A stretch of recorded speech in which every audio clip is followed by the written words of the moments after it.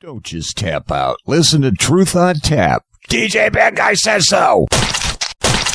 To Truth on Tap with hosts Kevin. How can I say that my show is Truth on Tap if I don't come in here and set you free? Ooh, are we going to talk about some shit tonight? Get your friends in here. Get them in. Opening up the Truth pipeline. So what's this show going to be? Well, I'm going to set you free. That's what the truth does. For these bitches.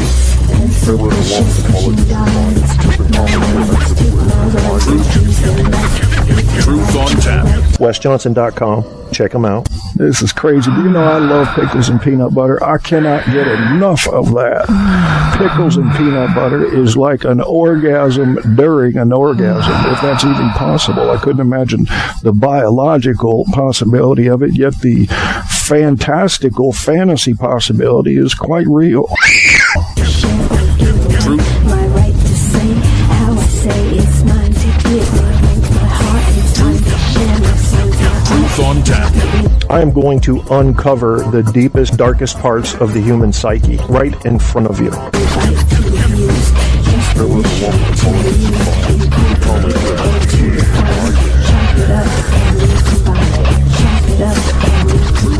Truth on Tap is now flowing from iHeartRadio. Get your Kierstead fix by Googling Truth on Tap with Kevin A. Kierstead. I could have fun with this guy, though. He's got a picture of his penis up there, and he guess he's a black dude looking for a twink. All the truth you can handle running hot on iHeart, Facebook, Spreaker, and more. You want the truth? Feel the blunt force trauma of that during the show, yeah. Don't tap out. Get the truth. Truth on Tap. Tap, tap, tap. There's a whole lot of tapping going on in this bitch. March 1st, 2015, we are not at the Ides of March. If you don't know what the Ides of March is, you may have some hole in your classical education. Look it up. Look the goddamn shit up. Yeah. I used to care more. Well, not so much right now. Not really caring too much right now. Well, let me check my playback and see if anything's working. I don't know. Is it, that vowel sound, that guttural sound of uncertainty mixed with anxiety, it does represent, to some degree, the way I feel on an average day. And I'm going to use it more than I used to use it, I think. Now, here's a Texas image I'm going to share. What is it, Texas? What is it with you? You don't want to be part of America? You're not going to be able to see this whole photo on the episode info, but I want you to guess what it says. And I know you can, people. I know. So we'll do that. That's done. Now we can get back to the show. You're listening to DJ Archive, George Linus, DJ Archive, George Linus remix, blah, blah, blah, blah, blah. And I'm doing that from memory, which is kind of crazy, isn't it? I couldn't know that, but it's a funky little feed. It does kind of a news high-speed thing. And in some ways, this is a news program. Some of it's review, like that's not really fair to call that news anymore than it's fair to call something like 60 Minutes or To Catch a Predator news. But it's new information or a review of old information. In the end, though, I think news is any show you can walk away from with some new information. New is the key word. New is the operative word. I want to give you something that you didn't have before, even if it's only new insight. Why not? Yeah, fuck it, Something going on in Texas, my friends. I've got this list up here. I'm gonna have to save that. I've got to go back and make sure that you can even hear me, because shit does go funky in this program. Routinely goes funky, and then you can't hear anything. So I'm doing my own. Yeah, you can kind of hear me. You can kind of hear me. Go ahead and stop the music. And I should probably tell you, I downloaded some new songs, which I'm sort of proud of, because it does take some level of effort to get those new songs. And I'm also semi-proud of myself for reviewing my show as it's being fed to you online right now back into my ear as I speak to you without going blip, blip, blip, blip, blip, blip, blip. Very hard to do. You must be able to compartmentalize in your brain in order to do that successfully. Truth on Tap is the show. Kevin Kierstead's the host. You came here because you saw the title, and the title is, what the fuck is wrong with Texas? It's a good question. It's a fair question, folks. Am I going to mess with Texas today? Yeah, I am a little bit, because I don't understand Texas. It doesn't feel right to me when you've got one state out of 50 going, fuck this country. Well, what is that? Do you really want to secede Texas? You can. You can start all the stuff you need to. I know you've tried it before and it didn't work, but keep trying. You can do it. You can do it. I got articles up here. Yeah, Texas is different from the New Yorker. I'm going to share that with you. I'll put it in the chat room right now. I'd like you to read it. I'm not going to go over it. But what we need to talk about is, what's the problem, Texas? You're feeling attacked? You're under assault? What is it? Is it that in the rest of the country, minorities and women are getting equal rights? Is that infringing upon your belief of the way things should be? I don't want to put words in your mouths, Texans. I want you to speak for yourselves. But at least I want you to first acknowledge before you begin that the rest of the world sees America the way America sees Texas. Yeah, that's what it says in the image. That's what it says in the image. And I believe it, unfortunately. See, I'm a worldly guy. Not world traveled, nope. Never been out of the country except to Canada. That was just well, I've been there for different reasons, but the first time was to go to Alaska and to come back from Alaska. And then I went on some pleasure trips up to the French-speaking Canadian city of Montreal. Very fun place if you're a hockey fan. Very fun place. Hockey going to be taking me away from you tonight. Yeah, I'm going to watch my Capitals play. Actually, I don't remember who they play tonight. I normally have all their shit memorized. I think it's... fuck it. I don't know. It's one of those teams. It's one of those teams that doesn't matter that much to me. You know what I'm saying? That's how you kind of... Yeah. So let me turn down the volume of this playback. That way I can speak to you as if I were just your friend speaking to you. Speaking of speaking to people as if they were friends, here's a couple things.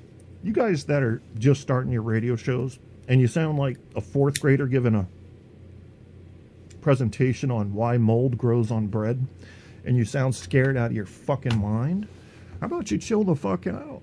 Yeah, because you know just about everybody's online today in video, audio, just about everybody, voluntarily or otherwise.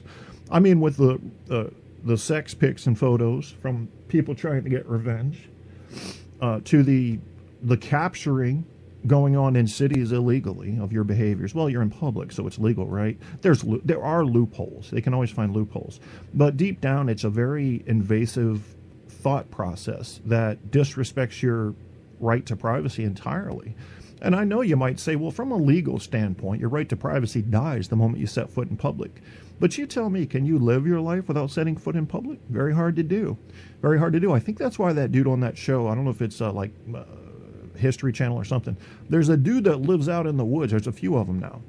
And they just stay in the fucking woods. They come into town like once a year to get some supplies and shit. And they go and they live in the woods and they carry their hammock with them and they live among the tree people. And you can't blame them. I don't blame them. I see why people do this. Do you? You deep city folk that could not survive outside the city, you scare me. Because you have left human nature. You've left it. No, you couldn't survive in the wild. Wouldn't even have a chance. You're looking for convenience stores and you're looking for highways so that you can move. I don't know what you would do. Now, we need to get back in touch with our wild roots, because there will come a time, I think you can quote me on this, that you're going to need some of those skills just to survive. Yeah, I think we're going to make some downward spins through war, through disease, through chaotic social unrest, for whatever reason. We're going to need some of those natural skills that the old Neanderthal used to have, where you'd have to go on down in there and digging through the food and whatnots, find yourself something warm. How you going to do that? You know, don't eat that berry. You dead, nigga, you dead. Yeah, you don't want to do that either. Blake and Jade, who I assume is actually just Blake in the chat room, my UK friend. I don't have a lot of friends from overseas, and I want more friends. See, you guys don't realize it, but in the same dinner table discussions you have about America, I am there. I believe that when America truly becomes great, that at your dinner table discussions in England, in Australia, in Puerto Rico, Louis, will say things about America like, that is a great country. They really do give everyone a good equal shot at becoming something great, or at least someone who can chase that American dream so elusively defined as true success. It shouldn't be. The American dream really is to achieve independence, isn't it? I mean, that's what it was born from. That's what the concept was born from. Now, that's monitored by what? It's by how much you have. You got to have at least 3 cars. You got to have a 2-story house that's not in repossession hearings. You have to have an income of $60,000 per person in the house combined. You have to have nice haircuts and children that don't kill other children. These are things you must acquire and or maintain in order to be considered someone who has obtained the American dream. But the American dream is just as flexy and flexible as silly putty, because it's going to change over time as values change. The American dream is a dream that is contingent upon your value system. What do you value? The American dream, I like to think of it really, if I want to be realistic, as the chance to make it. And in order to do that, Kevin does what? He paints by contrast. And as Blake said, faggoty angel wings are no way to live. Listen, I heard someone talking from an atheist format recently. I don't remember which one it was. There are so many now. Let me talk about a second about extremist, and this includes extreme atheists. How about y'all shut the fuck up, okay? Because here's what's going on. There are people who are religious. They understand that there lacks a certain logic and reason within the preachings of religion. They understand that. Now, you don't have to go rip away their Santa Claus, okay? Let them gradually find out what's more likely to be true. These militant atheists are pissing me off just as much as these militant Christians and the militant Muslims. Back the fuck up and give people time to adjust. In this country, you may not be aware of this, Blake, but in this country, we've had a problem with gay. We didn't get it. It wasn't allowed before 1970, and in 1990, it picked up a bunch of steam, and now you're completely homophobic if you don't fully support gay and gay rights. Can we have some time, please, to adjust to these things? This is a major cultural shift. In my lifetime, we have gone from gay sends you to hell to you go to hell for not liking gays. In my lifetime, we've gone from the DSM-3 or the DSM-2 saying that gay was a disease to it being removed in the DSM-3 and then the DSM-4 introducing homophobia. Can we slow down this motherfucking train for a second? Because guess what, folks? Humans don't change that fast. Give us time to accept that now Negroes are given equal rights. Give us time to accept that, okay? Don't come as soon as policies start changing and start going for the shock factor. It's ridiculous, and I see this with atheists a lot. Atheists are becoming militant. Richard Dawkins, who's an incredibly intelligent guy, and let me just say something about him. Mr. Solutions, who is a self-professed expert on everything and a Christian, that comes on Debbie Daly's show, has major holes in his education, my friends. Major holes.